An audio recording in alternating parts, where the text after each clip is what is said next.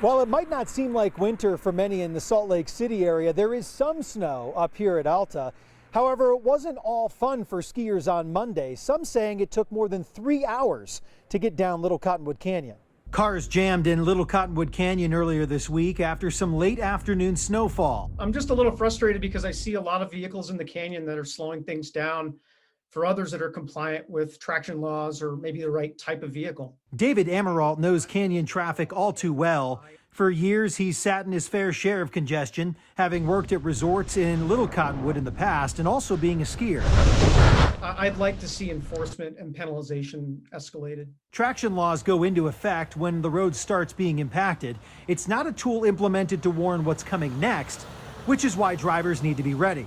So you could get out, you check your tires, look for the MS or the three peak or the snowflake. Jake Brown with UDOT has been working in the Cottonwoods for 5 years. A cold front could come through and complete blindness. I mean, you can't see over the hood of your vehicle. He wants to remind people, traction laws in effect or not, you need to be prepared. Understand that there is going to be a wake coming down the canyon, whether it's dry roads or you have a snowstorm. In the instance of Monday's debacle, it started snowing at nearly 2 inches an hour in the middle portion of Little Cottonwood Canyon. Right at the same time, resorts were letting out on a holiday, and cars were already up the canyon that didn't have the capability to drive in winter conditions, creating the perfect storm. When you have about 4,000 people up the canyon, and then everybody chooses to leave at the same time, you know, it's a recipe for disaster. Brown wants to remind drivers that when there's a traffic jam, there's a good chance the plows are stuck in it too. The plows can only keep up with about 1 inch an hour. Everything after that is on the driver and their vehicle. Which is why it's so important you have the correct tires or chains to help you safely navigate the conditions.